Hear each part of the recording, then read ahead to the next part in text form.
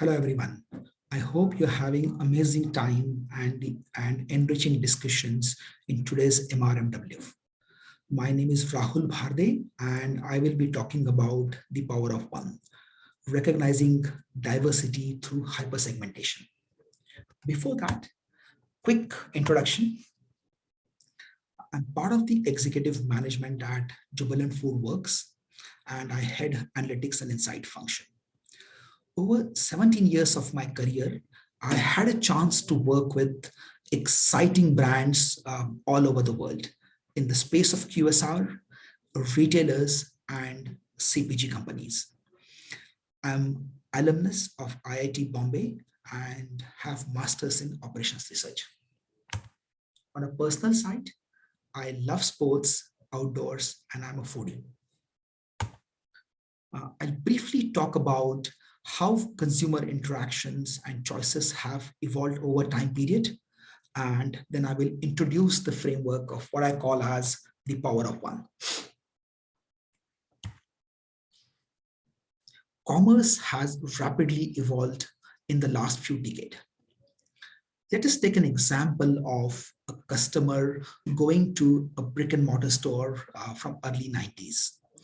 This probably is a store where a consumer has been going for a long period of time, and the shopkeeper knows consumer very, very well.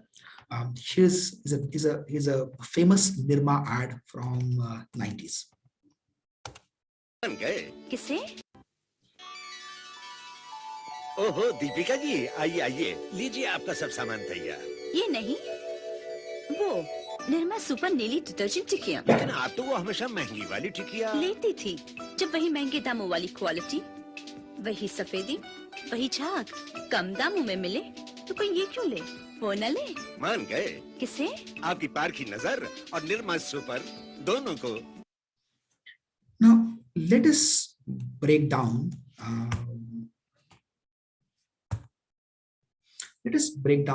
Sorry, this will come back. Let us break down this customer interaction in steps.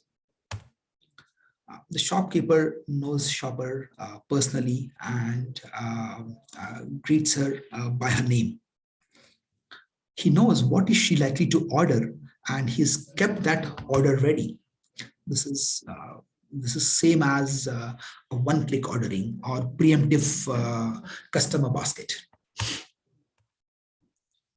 Is able to enable product discovery and substitutes. Shopkeeper knows her preferences very, very well, and he checks, he confirms with her through validation. And last but not the least, he thanks customer for the visit. Now, commerce obviously has rapidly evolved from a mom and pop store in the 90s to the e-commerce now, and rapidly growing social commerce and eventually metaverse. As I said earlier, the shopkeeper knew shopper very, very well. He carried probably hundreds of thousands of products. From that to ordering from Amazon, which carries 50 million unique products and about 10 lakh sellers. How do you build this personalized interactions?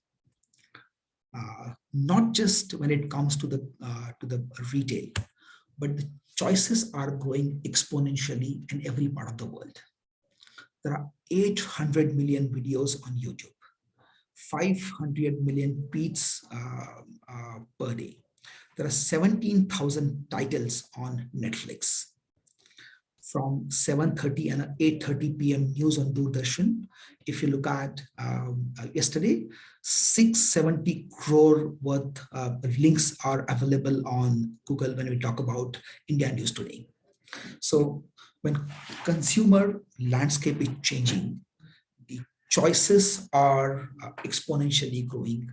How do we really bring back the personalized interactions? Consumers have a very strong point of view about personalization. They want brands to know them on an individual basis. They want to know what are their preferences, and they expect brands to offer something unique for them. 71% of the consumers expect personalization, and 76% of the consumers get frustrated when they don't find it. It's not just that consumers want it, personalization also have a, a strong business impact. 76% of the consumers are likely to purchase from the brands that offer personalized interactions.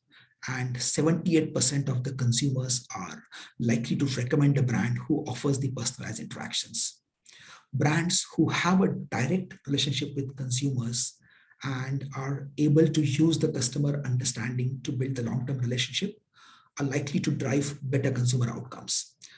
Digitally native brands who have whose focus on long-term value and customer relationship is able to grow to drive much higher customer growth, as well as able to drive engagement and nurture with the new customers.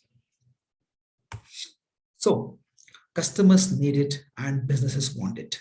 However, the space is getting more and more complex and evolving at a rapid pace. I'm going to present to you the power of the framework. While I'm going to be referencing food technology and the QSR space in general, the framework is broad enough and it applies to most of the industries. There are three key pillars to understand customers uniquely.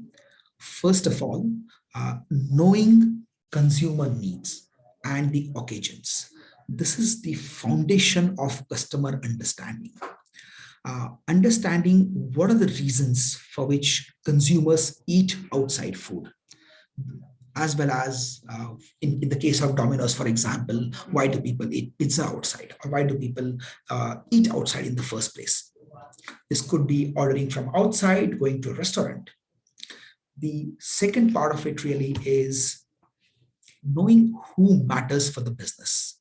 This is about knowing consumers' life cycle and the future value.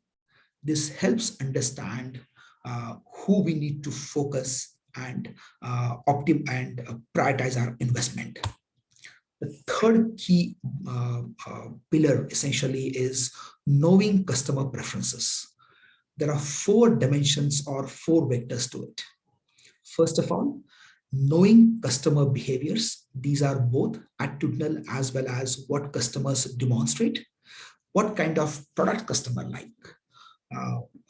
Do customers order same product or do they like variety? What are their channel preferences? What is their affinity towards discount? When do they typically order? The second dimension essentially is customers' future actions, customer signals of the growing or declining, or ordering a specific product or a specific combo, or responding to a new product. The third dimension essentially is user collected information. This could be through surveys. This could be through the meaningful interactions on your app or on your website about customer preferences, about allergies. And the last and most important one is to overlay these three dimensions with the contextual information.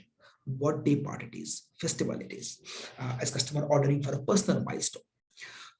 These three key pillars will essentially help understand customer uniquely and contextualize and personalize meaningful experience when customers interact with us. I will cover approaches for some of the segmentations today while in the interest of the time really.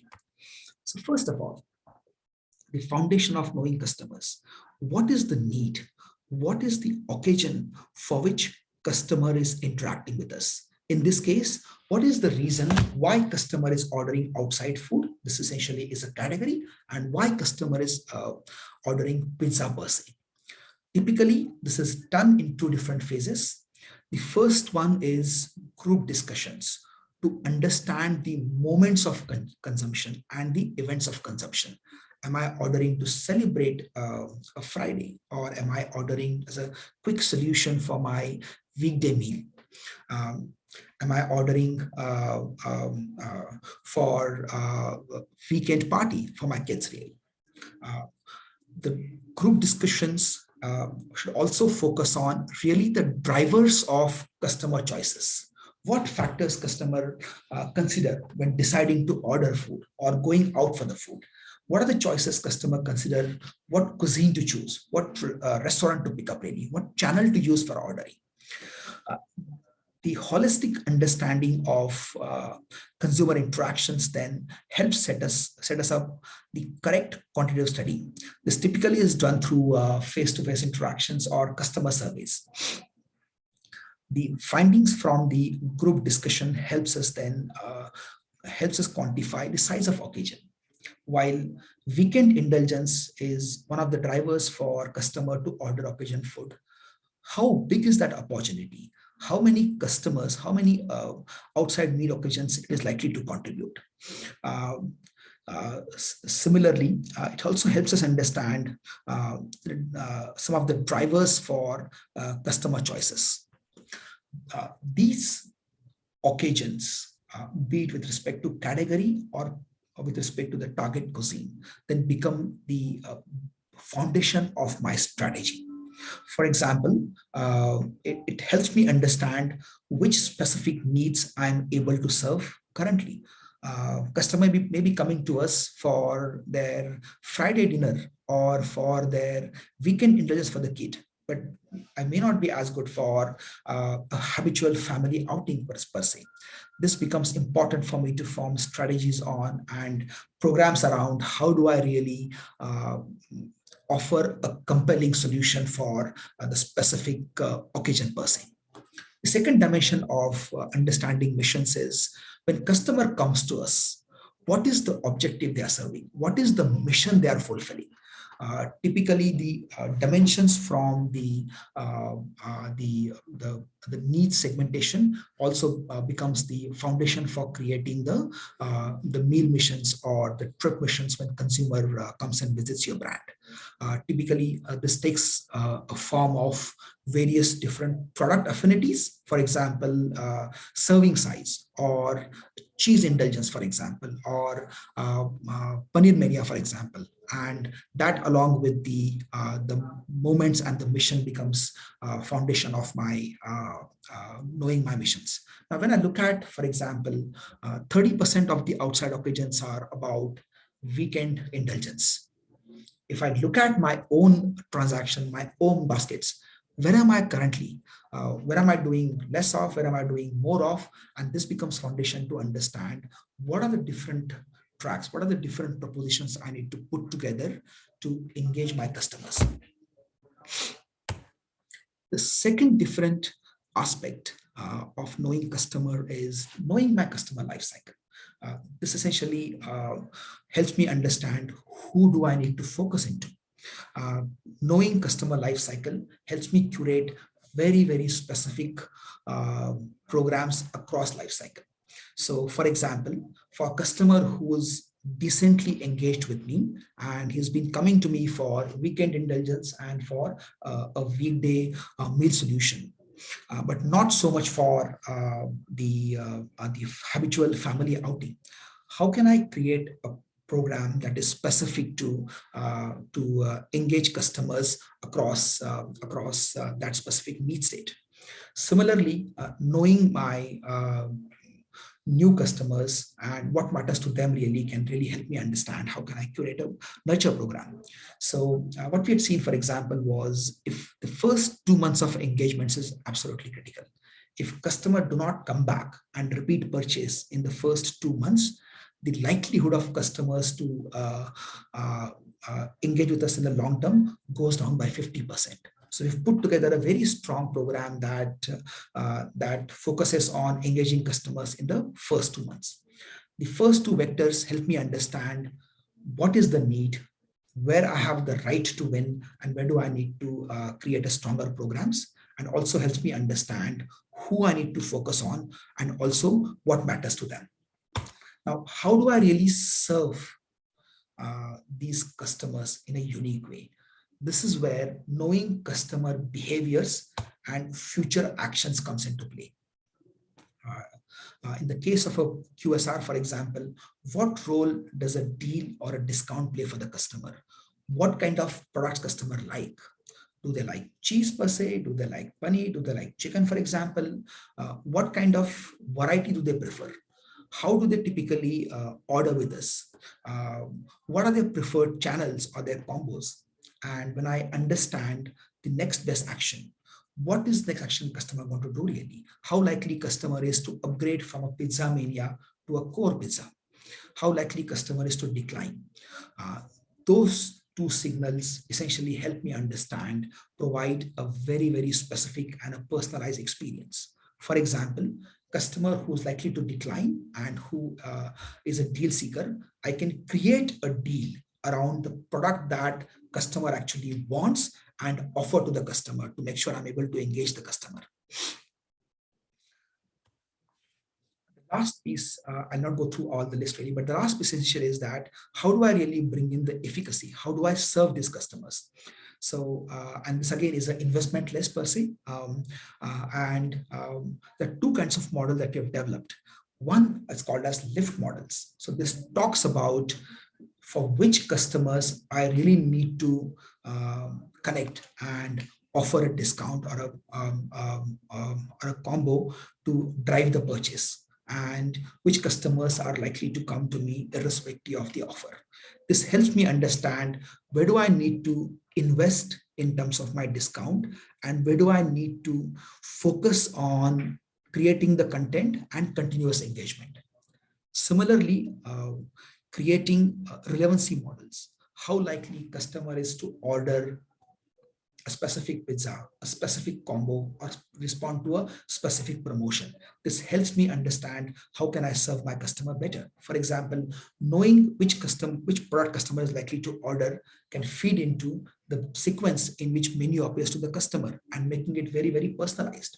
If customers like variety, I can enable my app layout to indulge into exploration. But if customer likes to order same product again and again, I can actually pre-populate customers basket and enable one-click ordering.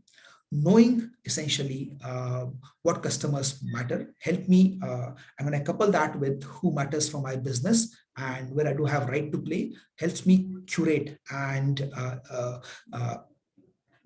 personalized experience for my customers and drive my investments. In a nutshell, really, we need the foundational capabilities in terms of the data, which is essentially an enabler.